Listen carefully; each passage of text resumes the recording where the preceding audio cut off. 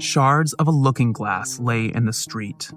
The date was November 21st, 1891, and a university fellow and recently published poet, James Kenneth Stephen, stood naked in his Cambridge apartment, its floor littered with clothing and overturned furniture. He sang to himself as he cast his belongings out an open window, including his mirror. Stephen's landlady found him like this and lost no time in fetching his general physician, Dr. Humphrey, who happened to live a few doors down, as well as Stephen's friend, Walter Headlam. The two men accompanied her back to the building and managed to calm Stephen down and coax the portly, brown-haired man of 32 years away from the window. His family was telegrammed, whereupon his brothers, Harry and Herbert, rushed off to Cambridge. James's psychiatrist, Dr. Savage, was duly notified and recommended his patient be taken to St. Andrew's Hospital, a private asylum in Northamptonshire. Harry made the trip there with a high-strung James, keeping him in the dark as to where they were headed. At the institution, Harry gave a description of what had transpired. James had a history of mental illness, his brother reported, but Harry had never witnessed an episode like this one. Beyond his alarmingly erratic behavior, James was suffering a bout of paranoia. He was convinced that police had issued a warrant for his arrest. Later, as he paced up and down in his chamber, James came forward with a vague confession. The authorities wanted him for a crime he'd committed. More he wouldn't say. Before this tragic turn of events, Stephen had shown extraordinary promise as an intellectual and poet. He had graduated from two of the world's most prestigious academic institutions, and by his mid-20s secured a fellowship at Cambridge University. So exceptional were Stephen's scholarly abilities that the Prince of Wales, later to rule as King Edward VII, hired him to tutor his eldest son, Eddy, second in line to the throne. Today, we'll hear about how Stephen and Eddy's lives have become inextricably entwined in Ripper lore. Their friendship, which many have suspected was more than a friendship, has served as the bedrock for theories naming Stephen as the Whitechapel murderer. Not unlike Richard Wallace in the case of Lewis Carroll, more than one Ripper writer has turned to Stephen's art in search of incriminating evidence. Today, we'll hear about how they've used his own poetry against him in making their case. This is The Art of Crime, and I'm your host, Gavin Whitehead. Welcome to Episode 5 of The Unusual Suspects, Murder in Verse, James Kenneth Stephen.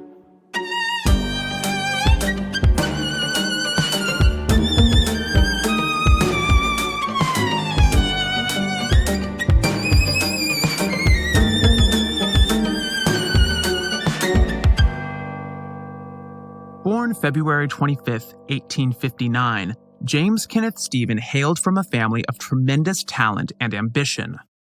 Sir James Fitzjames Stephen presided over the household, and he would go on to win fame and infamy as a judge who ruled on sensational criminal trials.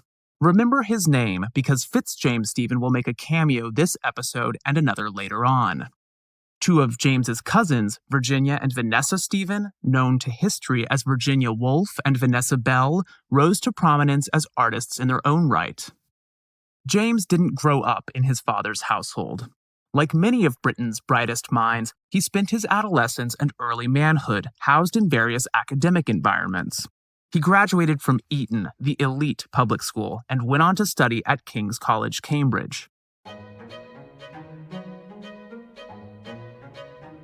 Scholar, poet, and essayist A.C. Benson provides by far the most vibrant account of Stephen at Eton. Benson started there a few years after Stephen and always looked up to him. The older boy stood out from other pupils, partly by virtue of his striking features. He had, quote, rather large and terrific eyes, unquote, and often wore a solemn expression that would have gone well with a wig and a gavel. It was eminently a judicial face, Benson recalls. Yet appearances were deceiving in this respect, for Stephen possessed a winning sense of humor, and he loved to act the buffoon in public. On one occasion, probably in celebration of a football victory, beer was flowing at supper, as sometimes happened in those more permissive days. In the middle of the repast, Stephen rose and belted out a song.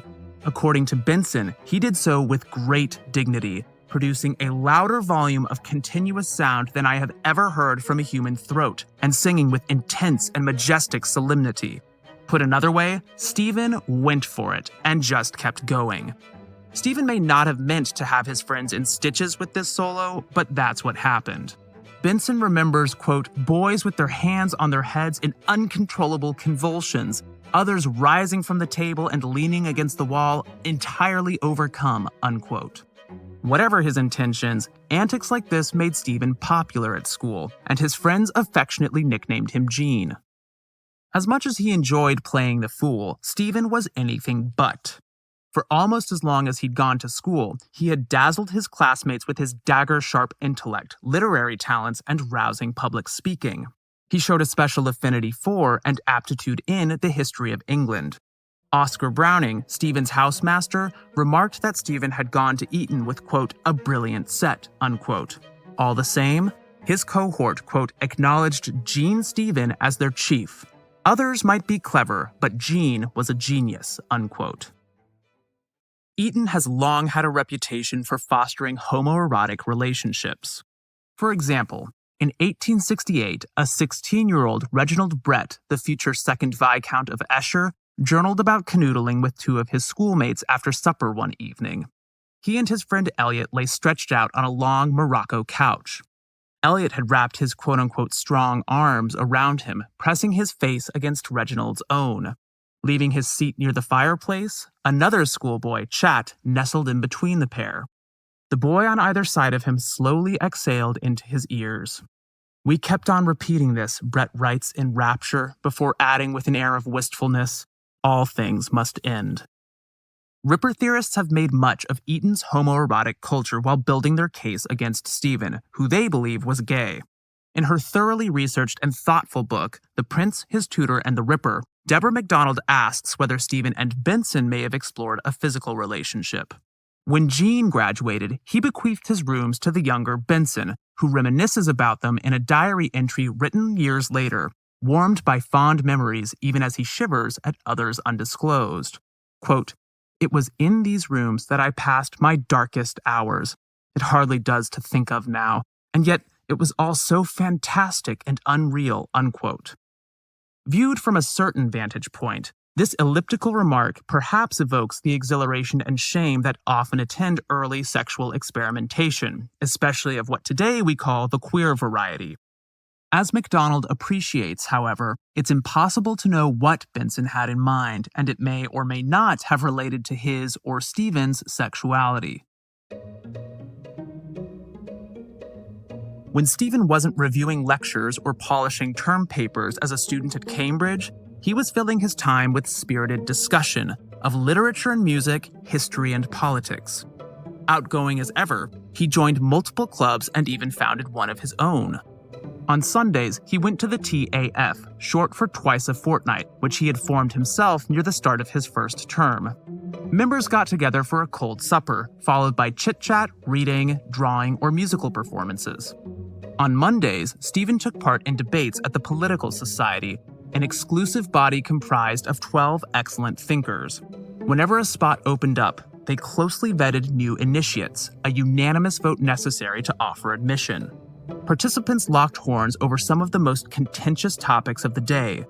Stephen's easy eloquence and radiant intellect shone through as always, as did some of his conservative views, notably regarding women's rights. When female suffrage came up for debate, the society took a progressive stance overall, with 8 of 12 speakers arguing in favor. Stephen numbered among the opponents. Saturdays marked the highlight of each week. This is when the highly selective and no less secretive club, the Apostles, convened. Little is known about what unfolded at these assemblies. However, Ripper writer Deborah MacDonald notes that the society often opened its ranks to gay men, bringing them together in a tolerant environment and perhaps facilitating liaisons among them.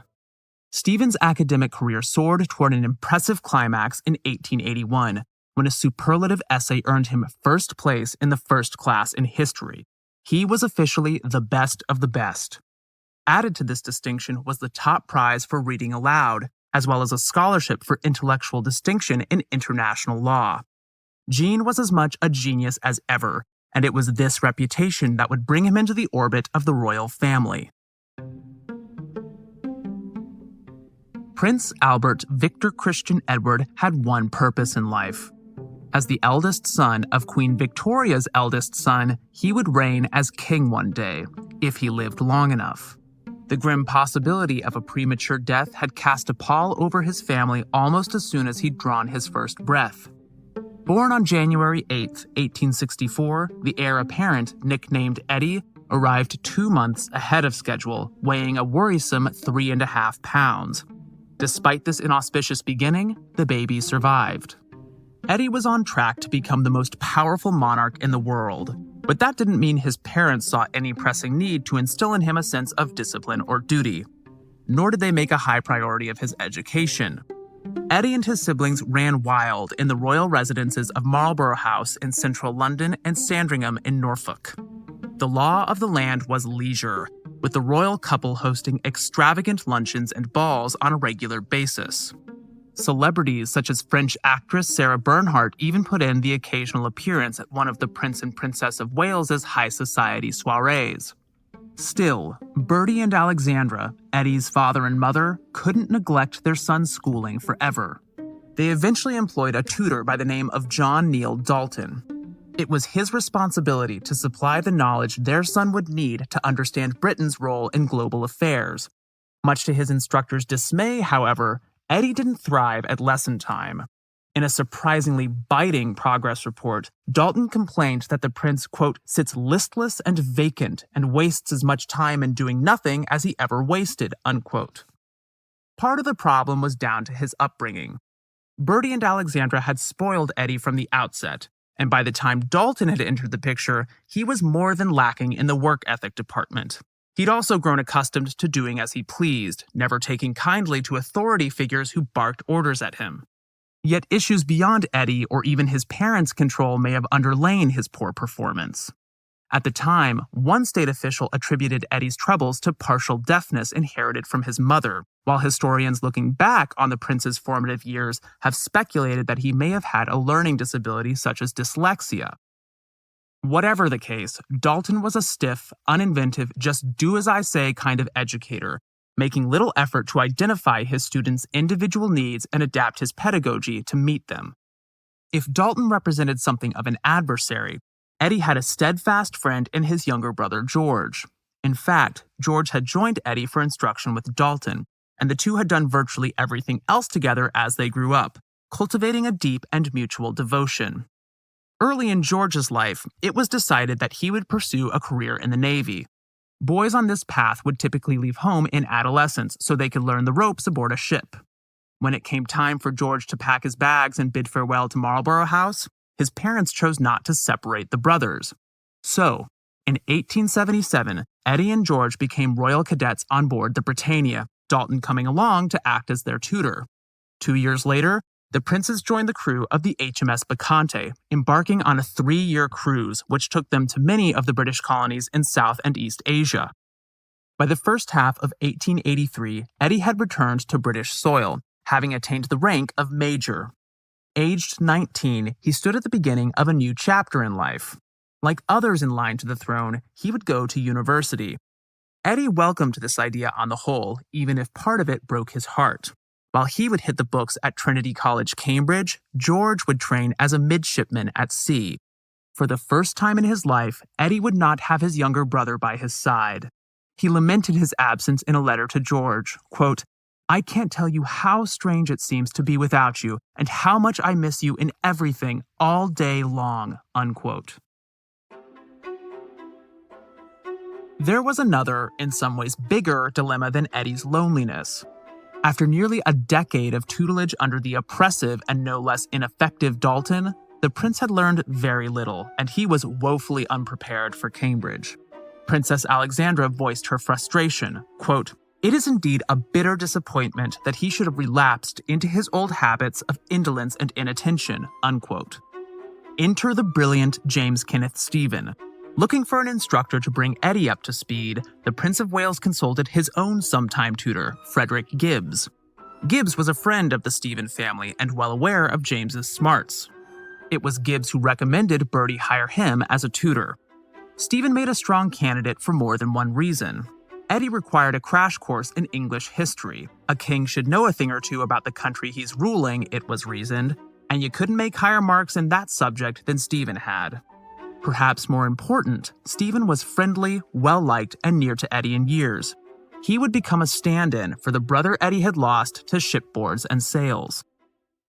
The summer of 1883 saw the prince adopt a laborious daily regimen. At 9 o'clock sharp, he sat down for 4 hours of instruction with Stephen, breaking for a total of 60 minutes throughout, followed by lunch at 2 p.m. From 3 o'clock to 4:30, Eddy spent an hour and a half learning French with a separate tutor, after which he exercised outdoors until dinner at 8. After 10 days, Stephen offered a candid though light-hearted assessment of where Eddy stood. Quote, "We are at present some way on the wrong side of Magna Carta. To start with, he knew about as much history as an average Eton boy who had not taken up history as a special subject, i.e., not perceptibly more than none, except that Henry VIII had a good many wives and that Henry II had difficulties with Thomas à Becket." Unquote. Happily, Stephen was both more patient and adaptive than Dalton, and soon he realized that reading aloud helped Eddy stay on task and absorb information. As the days grew longer and then began to shorten, they spent hundreds of hours in each other's company, and Stephen did his best to ensure that his student could keep all the Henrys, Edwards, Williams, Richards, and Georges of English history straight. The two had meshed as tutor and pupil, and like many who got to know the reserved king-to-be, Stephen took a shine to him, praising him as a, quote, good-natured, unaffected youth, unquote. They remained friends after the summer of pre-Cambridge cramming, staying in touch with each other by letter. When Eddy departed for university, Stephen went with him in a manner of speaking. When he wasn't quizzing Eddy on wars and treaties, Stephen had been working on a dissertation, and the finished product earned him a coveted fellowship at Cambridge. He spent much of the rest of his professional life there, even publishing his poetry at one of the university's presses.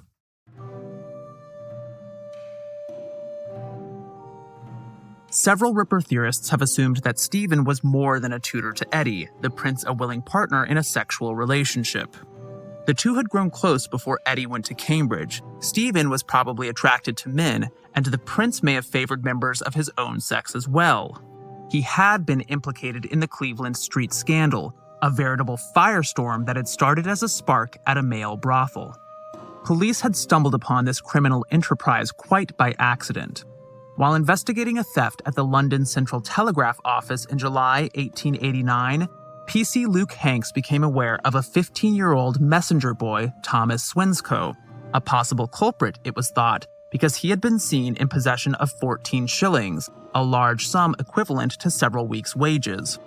Brought in for questioning, Swinscoe admitted that he had earned the money as a prostitute in a West End male brothel at 19 Cleveland Street, run by a man named Charles Hammond.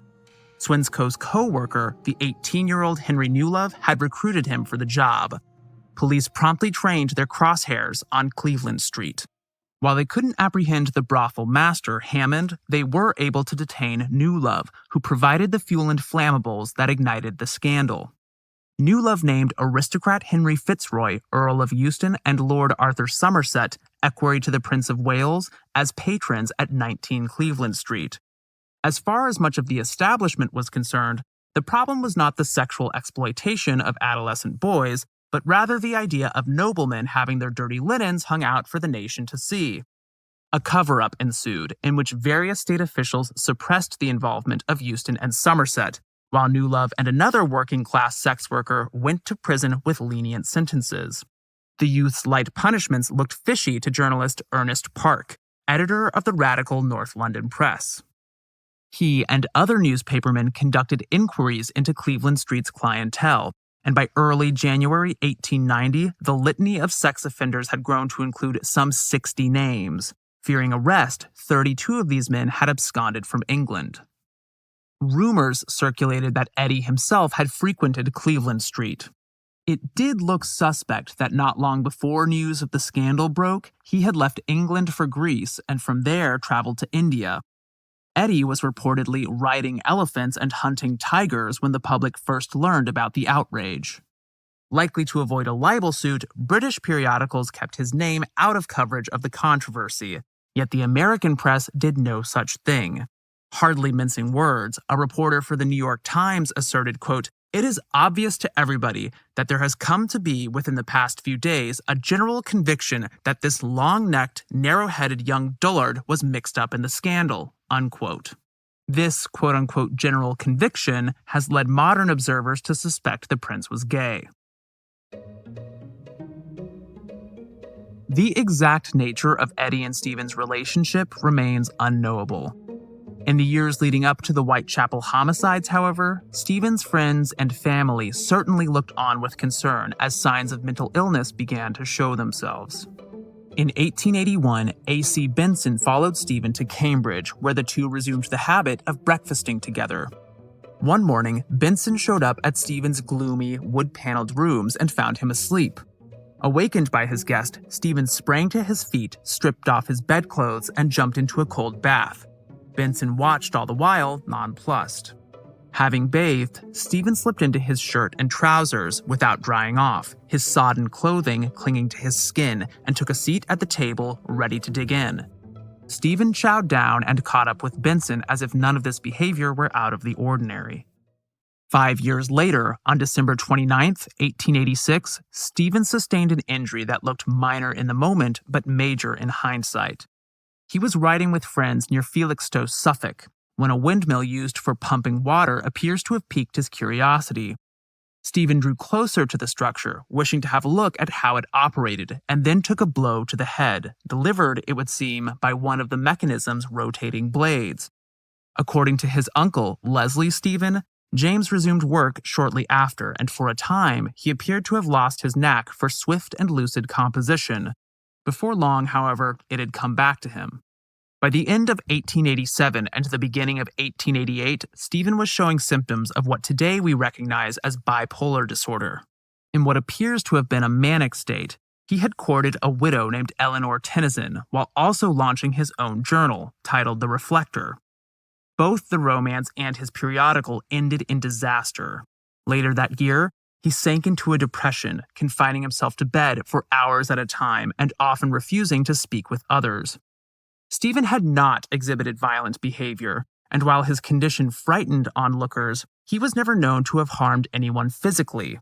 Nevertheless, Ripper investigators have implicated Stephen partly because his mental health worsened substantially in the months before the Whitechapel murders. Historian and novelist Michael Harrison pointed the finger at James Kenneth Stephen in 1972. His work builds on that of another ripperologist, Dr. Thomas Stoll. 2 years earlier, in 1970, Stoll had published a paper titled Jack the Ripper, A Solution, which ran in The Criminologist. Stoll provides a detailed profile of his suspect, yet never discloses his name. Doing so, Stoll worried, would cause a scandal. Instead, he refers to his candidate as S. Unfortunately for Stoll, his biographical sketch of the alleged culprit had given the public all it needed to work out S's true identity. No wonder Stoll had feared controversy. His suspect could hardly have had higher social standing. This murderous S was none other than Prince Eddy. There was no shortage of salaciousness in Stoll's allegations. He had on good authority that Eddy was gay and had even contracted syphilis from another man. Driven to distraction by his mind-eating ailment, the prince carried out the Whitechapel homicides, receiving intermittent treatment from a doctor of unmatched stature, Sir William Gull, physician in ordinary to Queen Victoria. Hold on to Gull's name as best you can, because it's coming back in the following episode. Supposedly, Gull had somehow documented Eddy's bloody misdeeds in his papers, where Stoll claimed to have learned of them. It'd make a fine thriller, but Prince Eddy wasn't Jack the Ripper. To begin with, he was never known to have suffered from mental illness, nor did he have syphilis as far as we know. More significantly, court circulars published in the Times place Eddy in Scotland on the night of Elizabeth Stride and Catherine Eddowes' murders. A later one puts him at Sandringham the night of Mary Jane Kelly's slaying on November 9th. Needless to say, you can't commit a murder in London when you're miles away from London. 2 years later, Michael Harrison gave us James the Ripper. In the middle of his biography about Prince Eddy, titled Clarence, he ditches his subject for 20 or 30 pages so he can unlock the mystery of the Whitechapel murders. To cut a long story short, he proposes that the S in Stoll's article actually stands for Stephen, as in James Kenneth.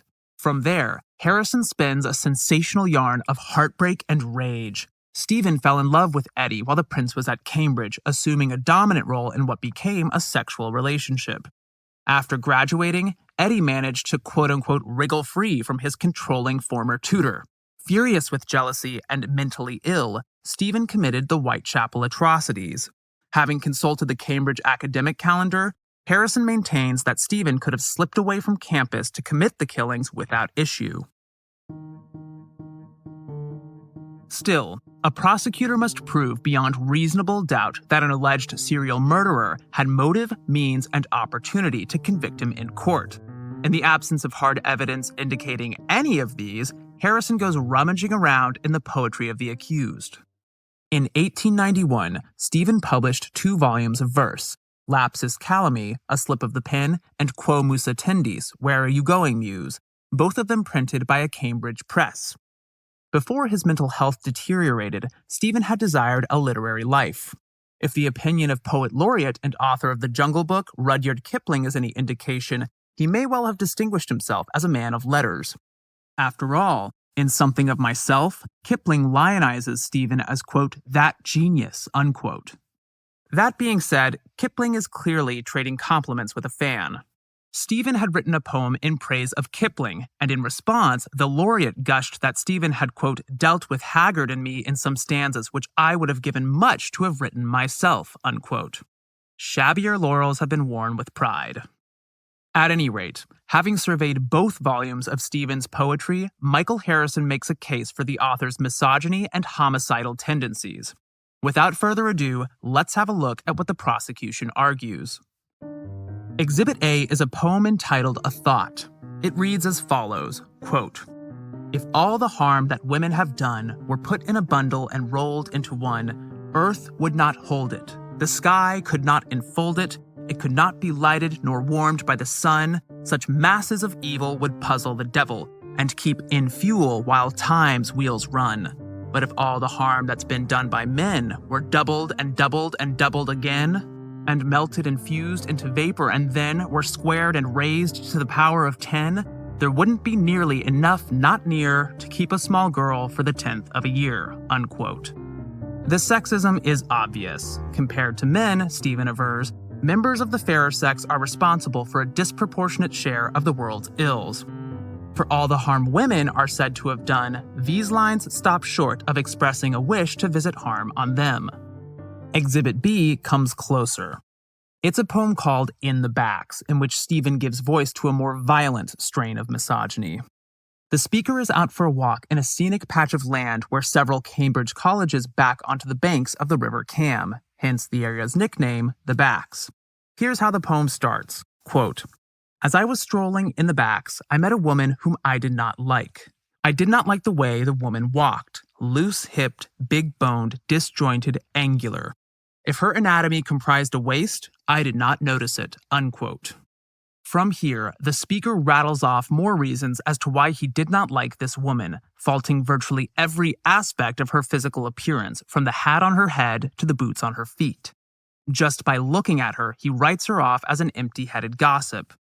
After the speaker catalogues her flaws, the poem comes to a disturbing conclusion, quote, I did not want to see that girl again. I did not like her, and I should not mind if she were done away with, killed, or plowed. She did not seem to serve a useful end, and certainly she was not beautiful, unquote. Without question, these lines point to a deep-seated hatred of women, especially when the speaker casually remarks, quote, I would not mind if she were done away with, killed, or plowed, unquote. Depending on context, the verb to plow carried sexual connotations in the Victorian period. Coming right on the heels of the word killed, it appears to refer to sexual assault. Simply put, the speaker wouldn't bat an eye if this stranger were raped. In addition to evidence of misogyny, Harrison uncovers the groundwork for Stephen's master plan to murder not 5 but 10 women in Whitechapel, all for the sake of spiting Prince Eddy along with other members of the royal family. Perhaps unsurprisingly, this allegation requires some interpretive acrobatics. To begin with, Harrison calls attention to a set of song lyrics that Stephen authored in 1880. Published more than a decade later in Lapsus Calami, the ditty is titled The Little Go. It's an insider anthem written for insiders. In Cambridge slang, the Little Go referred to a preliminary exam that undergraduates took to obtain their BA. The sobriquet Little Go may appear to downplay the process, but the lyrics build it up to be a trial by fire.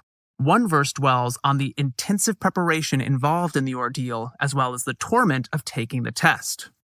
Quote, I too, like other men, was coached, was duly packed with fact on fact, and when the awful hell approached, where all who live by victual go, they plowed me once, they plowed me twice, I won't say when, those cruel men desisted, but let this suffice, I did get through the little go, unquote. Harrison sees the makings of a murderous plot, not so much in the Little Go as in the song that inspired it. Stephen has set his lyrics to the tune of an obscene ballad, frequently sung after rugby matches, titled Kafoozleum. Its roots reach back at least as far as 1866. That year, S. Oxon and Frederick Bloom published the great comic song of Kafoozleum, played and sung everywhere according to the cover of the sheet music, which I've linked to on the website. It's more or less benign in terms of sexual content, but it does wrap up with an overbearing father strangling his daughter as well as her paramour with a bowstring before dumping their bodies in a river, so it's hardly the light comedy you might expect given the title.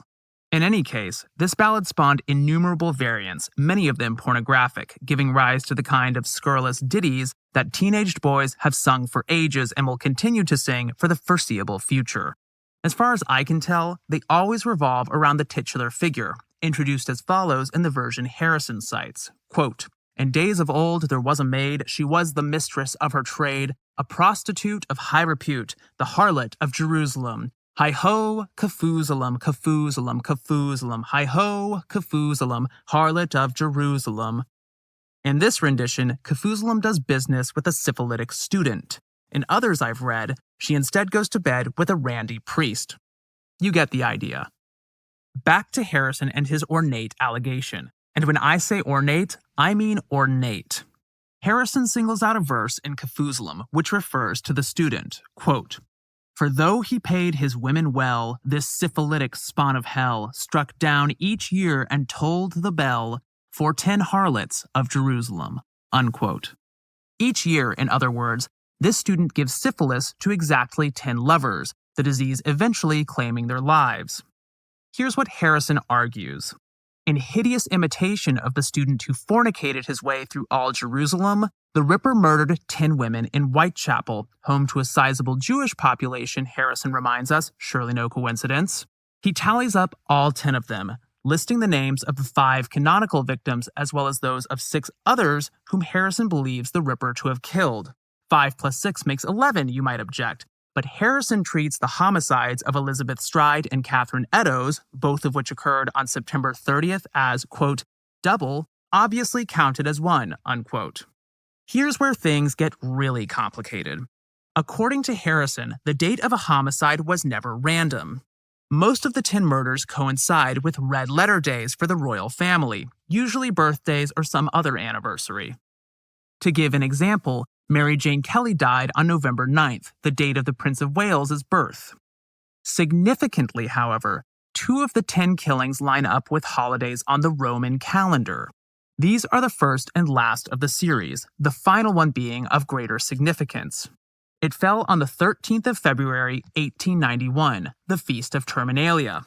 This ceremony honored Terminus, patron god of endings, among other things. In other words, Harrison suggests that, by design, the Ripper's killing spree came to an end on a holiday celebrating the god of endings. But there's more to it than that. The Feast of Terminalia often entailed a blood offering in the form of a slaughtered lamb or pig. Here's how the pieces all fit together. When Prince Eddy left Cambridge, he effectively jilted his erstwhile tutor, filling him with murderous, jealous rage. Moreover, Harrison intimates, Stephen believed that other members of the royal family were concertedly keeping the two of them apart. In response, largely inspired by Kafoozleum and with a nod to the Feast of Terminalia, the poet slaughtered 10 women in a witting, completely intentional perversion of ancient Roman ritual sacrifice. Taking care to coordinate these slayings with royal birthdays and other anniversaries, Stephen put a ghastly damper on their parties, shocking the would-be celebrants with news of another grisly homicide. Thus, Stephen took his awful revenge. Is it just me, or have we come a long way from an oversexed student spreading syphilis in Jerusalem? Anyway, that's Harrison's argument, and this won't be the last time we hear about the Ripper supposedly performing ritualistic slaughter. And with that, the prosecution rests. To recap, Harrison has exposed the poet's misogyny and shined a light on his astrological killing spree. No homicide trial would be complete or fair without a defense. Using Stephen's poetry, Stephen's legal team will rebut these allegations as best it can. Ripper author Deborah MacDonald will act as primary attorney, and I'll come in for an assist at the end. In The Prince, His Tutor, and The Ripper, MacDonald does what many Ripper writers who cite Harrison's argument appear not to have done. She reads the rest of Stephen's poetry. For this reason, she can place a thought, the prosecution's Exhibit A, within a broader context. Stephen revisits and effectively revises this poem in another one called An Afterthought, published in his second volume, Quo Musa Tendis. The title of An Afterthought clearly harkens back to the earlier work, and the poet even appends a note to the text directing readers back to it. In the first two stanzas, Stephen waxes rhapsodic about the many great men who have done great deeds and are variously commemorated by all the great poets, painters, sculptors, and so forth. Then, in the final two, he shifts to the relative merits of women, quote, "But for all the good that was ever done, or even tried for, or longed and sighed for, by all the great men under the sun, since men were invented, or genius glowed, or the world was furnished for our abode, is worth far less than the merest smile, or touch of finger, or sighs that linger, when cheeks grow dimpled and lips lack guile, on the face of the woman whom God gives grace to," unquote. By no means has Stephen penned a feminist manifesto. It leaves the impression that history is for men, not for women to make, and like many of his contemporaries, Stephen envisions the ideal female as little more than a charming paragon of virtue. Despite holding fast to the Victorian era's patriarchal gender politics, Stephen at least appears to admit that he went too hard on the opposite sex in a thought. The defense has to admit that it's harder to dismiss the misogyny of In the Backs. It could be argued that the author of a lyric poem such as this one is not necessarily the speaker, even when the speaker makes use of the first person, as for example in the opening line, quote, "as I was strolling in the backs," unquote. Who's to say the speaker isn't somebody else, a creation of Stephen's? Then again, it might be countered that given the Cambridge setting and Stephen's habit of versifying based on personal experience, it's perfectly reasonable to conclude he is the speaker. Assuming this were the case, Deborah MacDonald nevertheless qualifies the extent of Stephen's sexism, opining that while he no doubt displays, quote, "strong negative feelings toward women," unquote, his poem pertains to, quote, "a specific type of woman," and may actually illuminate more about Stephen's snobbish attitudes rather than his misogynist ones, unquote. So much for Exhibit B. As for Kafusalem, the court may not be clamoring for evidence to refute Harrison's theory of serial blood sacrifice, or at least my gut tells me so, but I went down a rabbit hole putting together this episode, so I'm just going to share what I turned up. Harrison's argument depends entirely on that line about the syphilitic students striking down 10 quote-unquote harlots in Jerusalem, right? But there's a problem with that. As I mentioned, there's more than one version of Kafusalem out there, and that line isn't in all of them. I know this for a fact because I found several without it online. It occurred to me that Stephen may not have even known the variant that Harrison quotes. If this were so, the argument that Stephen was imitating the disease-ridden student would fall apart. Regrettably, Harrison never says where he found his text or even when it was published. I hunted down what appears to be an almost identical rendition online, but the website doesn't include a date of publication. There's a link to it in the show notes. I was about to abandon this line of inquiry. I was wasting my time and I knew it. Until for some reason I stopped and contemplated a joke near the end of the version quoted in Harrison's book. Here's the last verse. Quote, "As for the student and his lass, many a joyful night they'd pass, until she joined the VD class for harlots of Jerusalem," unquote. In joining the quote-unquote VD class, Kafusalam has contracted syphilis from her lad. That is clear enough. But would a Victorian like Stephen have said VD for venereal disease? It sounded like a question for the Oxford English Dictionary, and I just couldn't resist asking. As it turns out, the earliest known use of that acronym in the context of sexually transmitted diseases was in 1920, more than 3 decades after the Whitechapel murders. There's a possibility that Stephen and his chums were using this term 30 or 40 years before its first recorded use, but I would argue there's a better chance that Harrison has based his entire theory on a version of Kafusalam that was written decades after the Ripper struck down his victims. Setting aside the courtroom conceit, let's sum up. Stephen almost certainly had problems with women. At the same time, the Kafusalam killer theory is looking mighty unlikely. In 1992, 20 years after Harrison wrote his book, Norwegian psychoanalyst David Abrahamson announced that the Ripper was neither Stephen nor Eddy. According to Abrahamson, both of them did it. The pair teamed up to commit the murders, and thus 2 Rippers, not one, committed these most notorious of crimes. Abrahamson lays out his argument in a book entitled Murder and Madness. Like Harrison, he assumes that Stephen and Eddy were having sex with each other, the pupil taking a submissive role. Also like Harrison, Abrahamson submits some, though not all, of the same excerpts from Stephen's poetry as ancillary evidence of his hatred for women and violent fantasies, though he makes no mention of the bit about blood sacrifice. That's all well and good, but let's step back and think about a broader question. Given what we know about the Whitechapel homicides, why would anyone hold 2 men responsible rather than just one? And, more specifically, why would they think Stephen of all people took the lead in such a double act? One way of answering both these questions is to look at the murder of Miriam Angel, a locked-room mystery of the highest order and one to which Stephen had a personal connection. The victim resided at 16 Batty Street, Whitechapel, and routinely ate breakfast with her mother-in-law at 9 in the morning. When Miriam hadn't shown up at the appointed hour on June 28, 1887, the elder Mrs. Angel went looking for her at home. She found the front door locked, apparently from inside. Peering through a window, she could see her daughter-in-law, motionless in bed. Worry overtook her, and she alerted Miriam's landlady along with a neighbor to the situation. Together, the 3 of them forced the door open and found Miriam dead, a yellowish lather oozing from the corner of her mouth. A doctor was summoned without delay. He was taken aback less by what lay on top of the bed than what he discovered hiding underneath. Casting a glance down below, he met the glazed-over eyes of a man named Israel Lipsky, only barely clinging to consciousness, the same lemony froth on his face and clothes. It was determined that Miriam's murderer had poisoned her with nitric acid. Lipsky had ingested the same toxin, though not at lethal levels. Police couldn't make heads or tails of the crime scene. How had Lipsky come to consume the poison, and what had brought him to 16 Batty Street in the first place? There was no evidence of sexual assault, making rape an unlikely motive.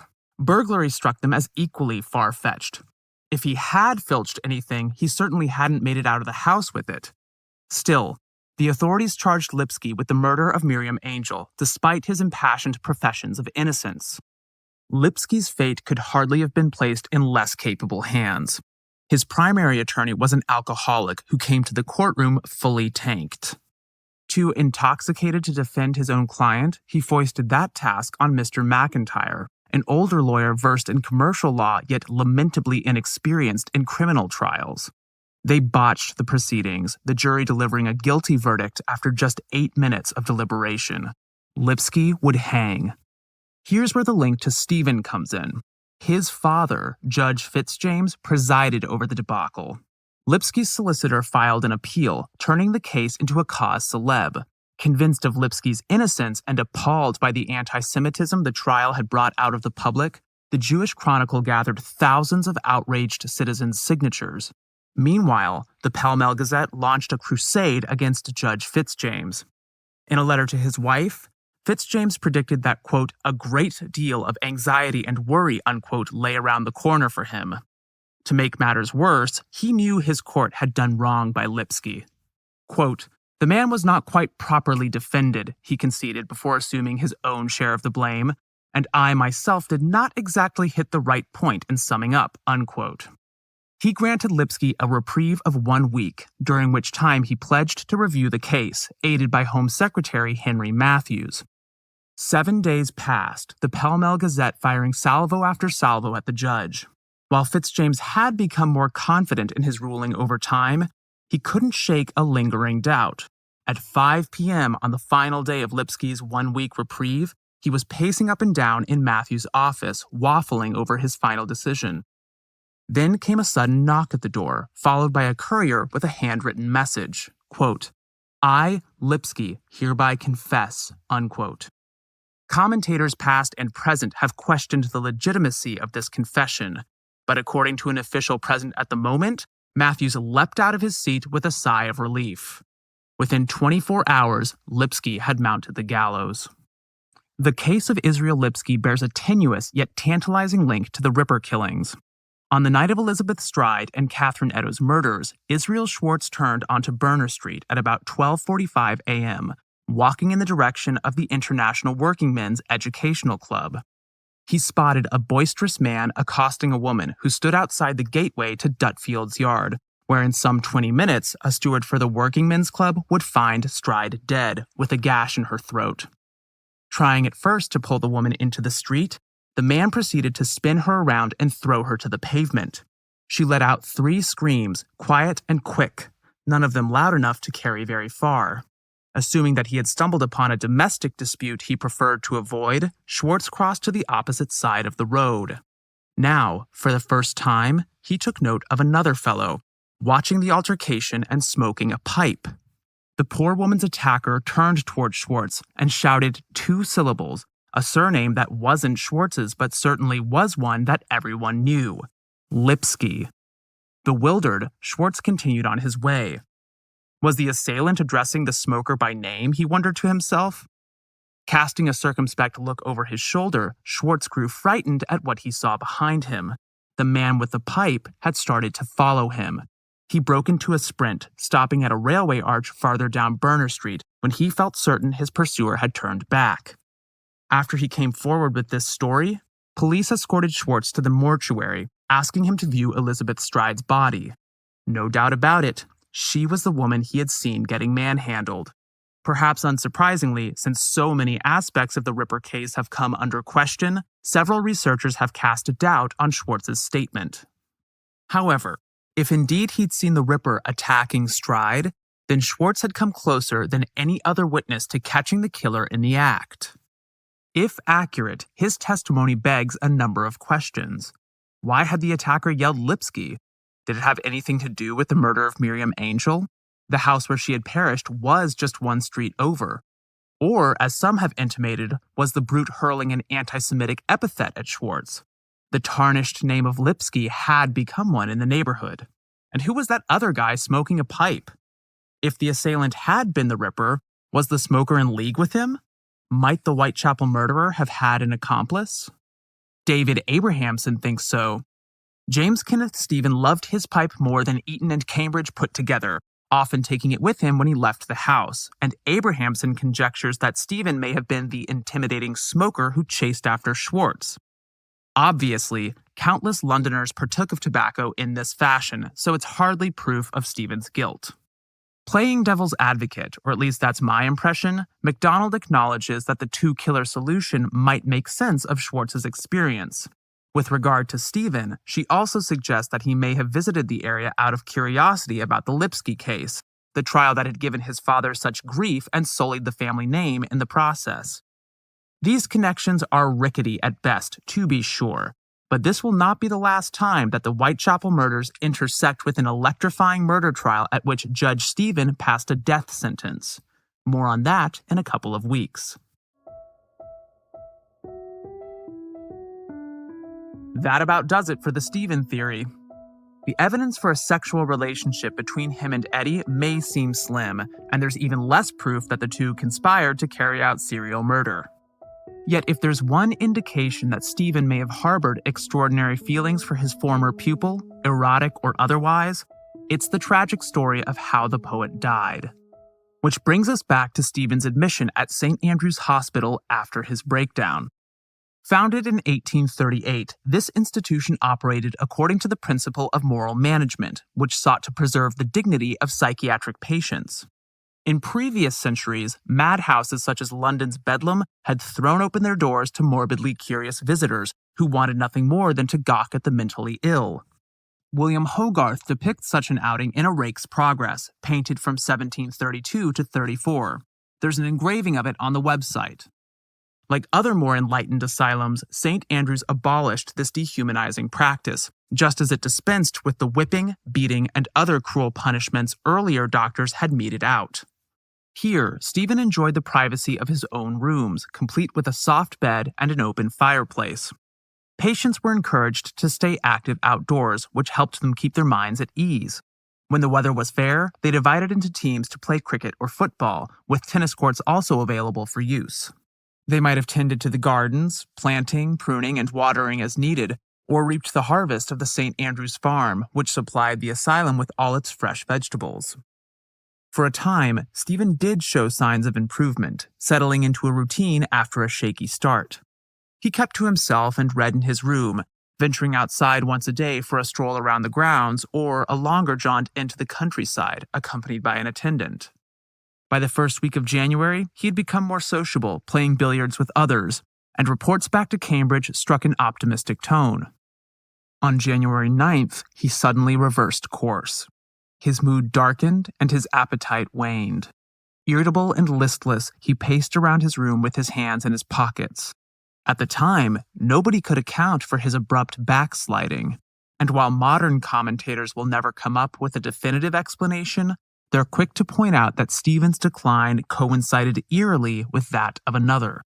Prince Eddy was ill, gravely so.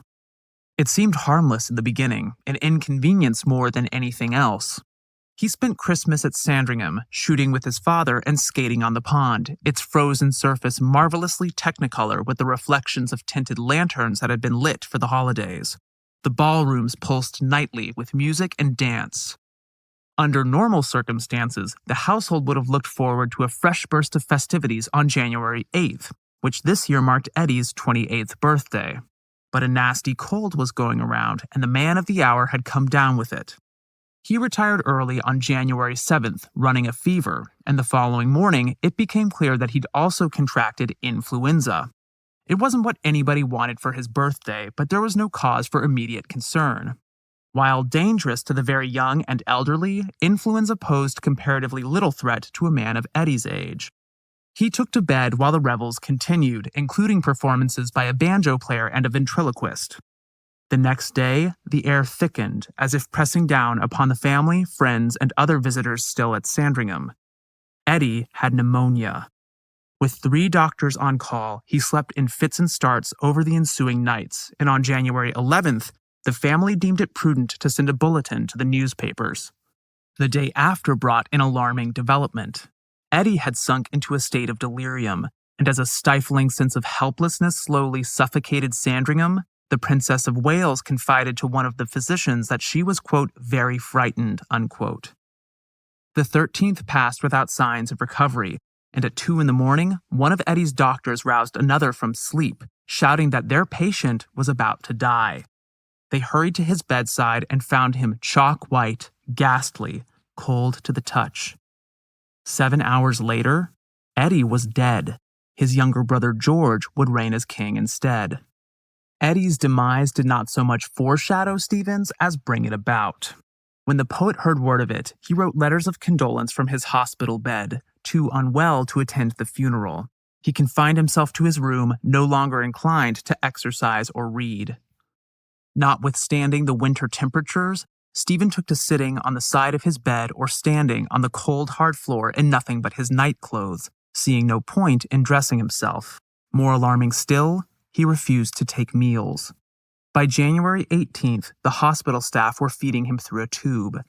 Stephen resisted with all his might, biting the device with such ferocity his attendants were worried he would break his teeth. His mother sent letters, but they went unread.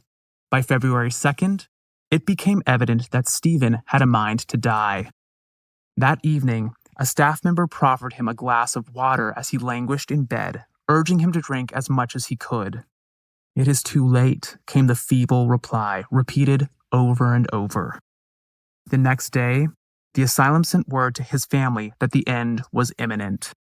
Stephen's brothers, Harry and Herbert, arrived at approximately 2 p.m. to say their goodbyes. Their mother joined within an hour or so, by which time her son had already slipped into unconsciousness.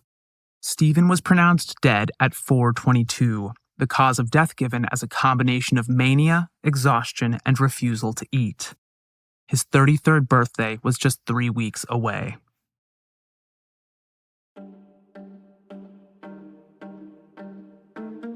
Next episode, we meet a controversial painter and true crime enthusiast who liked to tell stories about Jack the Ripper. Then one day, long after his death, he became a suspect in the Whitechapel homicides when another painter told a story about him. You've been listening to The Art of Crime, created, written, and narrated by yours truly, Gavin Whitehead. Liam Bellman Sharp edited sound and composed the score. Last but not least, 1,000 thanks to research and production assistant Kin Symphonies. If you liked what you heard, please tell the world, by which I mean everyone you know, plus the occasional stranger. Also, if you can, take a minute to rate and review the podcast. It goes a long way in helping other listeners find out about it. Finally, all throughout history, artists have relied on the support of patrons to make their work. The same holds true for podcasters doing shows about historical artists. So please consider making a donation at patreon.com/artofcrimepodcast. Every bit counts and is massively appreciated. As a reminder, be sure to check out the Art of Crime website, artofcrimepodcast.com. It features all kinds of images relevant to the show, including maps, drawings, paintings, photographs, sheet music, and more. You can also follow us on Facebook at Art of Crime Podcast and Twitter at Art of Crime Pod. If you have questions, comments, or feedback, please don't hesitate to drop me a line at artofcrimepodcast@gmail.com. Thanks for listening, and until next time.